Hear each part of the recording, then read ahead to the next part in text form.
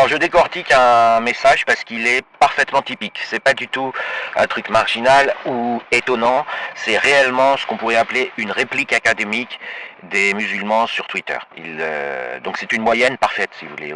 Autant répondre et décortiquer ce tweet plutôt que d'aller voir sur des textes plus longs. Le gars, donc il est musulman, il défend l'islam et il a été informé récemment ou pas, je ne sais pas, du narratif islamique et des pratiques islamiques dans le monde. Donc je rappelle, l'islam autorise la pédocriminalité, c'est le verset 65-4 du Coran qui dit que quand une femme, quel que soit son âge, donc y compris si elle a 2 mois, quand on parle de femme, doit attendre 3 mois pour être consommée sexuellement par son nouveau propriétaire quand elle change de propriétaire.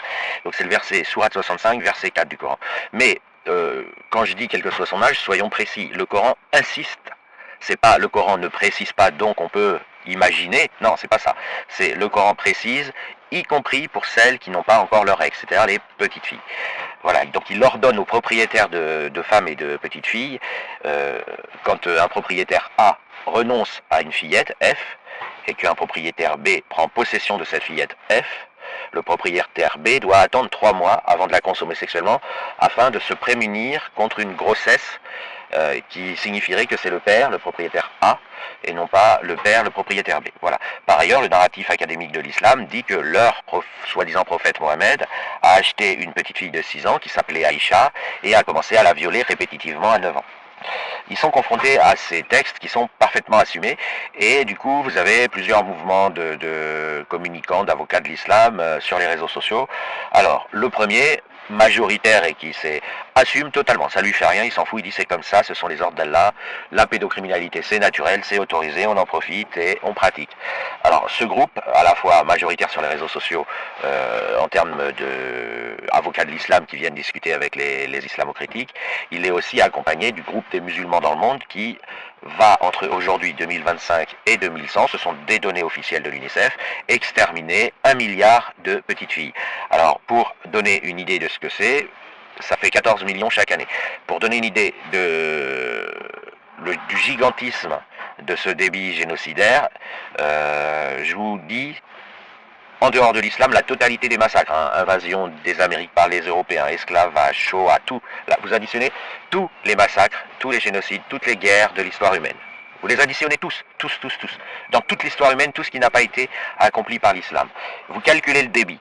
Eh bien, ce débit, il est 30 fois moins élevé que le débit accompli par l'islam, juste dans l'extermination des fillettes.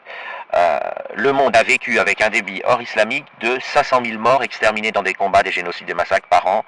Le débit islamique, il est 30 fois ça, et en plus 30 fois ça au sein de la seule population des petites filles. On est donc sur quelque chose d'absolument gigantesque. C'est une sorte de score, S-C-O-R-E, de score de Satan. On a donc cette problématique de la pédocriminalité autorisée officiellement par l'islam avec des pays qui récemment ont décidé de c'est ce qu'ils disent, c'est ce qu'ils disent officiellement, nous n'allons pas céder aux sirènes des valeurs occidentales, de l'humanisme, des droits de l'homme, etc. Ils disent, nous le refusons, nous sommes guidés par là.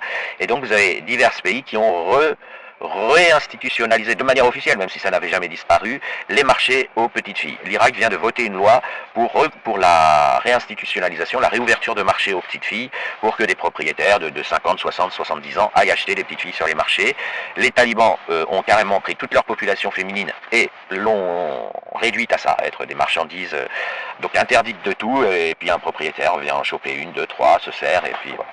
Donc on est devant une problématique où l'islam s'émancipe, entre guillemets, si vous voulez, du bien. Enfin du bien, il n'a jamais été bien, mais c'est pas la question, mais je veux dire s'émancipe de ce qu'il considère comme des injonctions du monde libre, qui seraient, selon l'islam, subjectives, et qui n'auraient pas à... Enfin, Tariq Ramadan a aussi fait un article, n'aurait pas à être appliqué par l'islam. Selon eux, la pédocriminalité, le viol de petites filles, l'achat de petites filles pour en faire des esclaves sexuels, c'est ça la pratique islamique. Alors, quand ils utilisent la communication vers l'Occident, ils appellent ça un mariage, mais moi je refuse de tomber dans le piège des mots commerciaux. Le Tariq Ramadan a fait tout un article là-dessus pour dire nous n'avons pas à céder à l'Occident. C'était un article qui ne concernait pas la réduction en esclavage des petites filles, c'était un article qui concernait la castration des fillettes. Il y a 230 millions de filles castrées par l'islam actuellement, en vie, mais castrées, donc ils n'ont pas la possibilité de profiter de leur vie sexuelle et amoureuse, de manière... Voilà.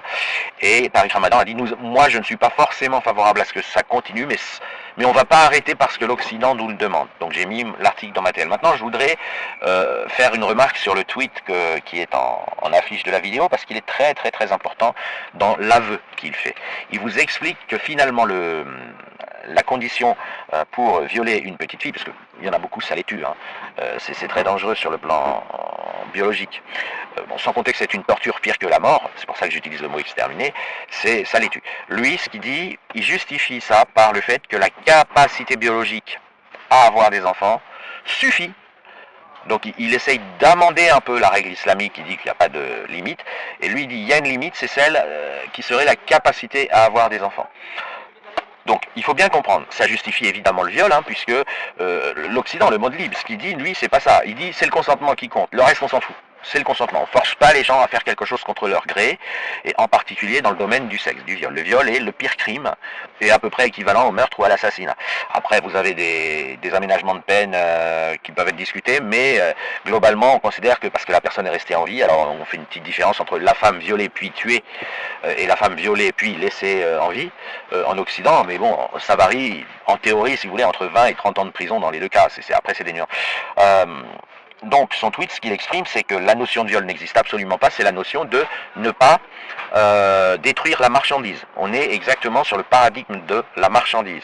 Un peu comme quelqu'un qui te dirait, tu as besoin, pour pas bousiller la voiture, tu as besoin de l'emmener à la révision, je sais pas moi, tous les 6 mois. Le contrôle technique est obligatoire. Et là, ce qu'il explique, c'est que pour violer des petites filles ou des femmes, le critère qui compte, c'est que si elles peuvent enfanter, elles peuvent être violées. Voilà. La question du consentement n'existe pas. Et ce qui est intéressant, c'est qu'il se la pose même pas. Elle n'existe pas dans ses neurones.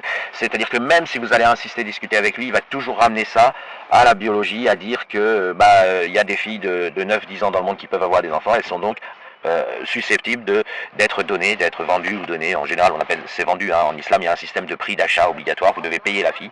Enfin, vous devez la payer à son propriétaire, à son père ou à son propriétaire précédent. Lui, de toute façon, ce qui compte, donc il fait le gentil en disant non, je mets une limite, il faut qu'elle puisse avoir des enfants. Voilà.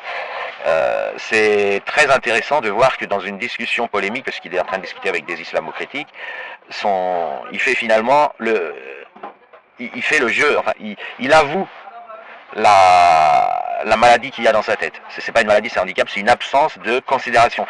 Il perçoit pas le problème, il perçoit pas la femme comme un être vivant. Alors c'est normal, en islam, la femme n'existe pas. Ils ont essayé de simuler qu'il faisait, voilà, mais il n'y a aucune description du paradis pour la femme dans le Coran. Elle n'est évoquée que de la même manière que les animaux.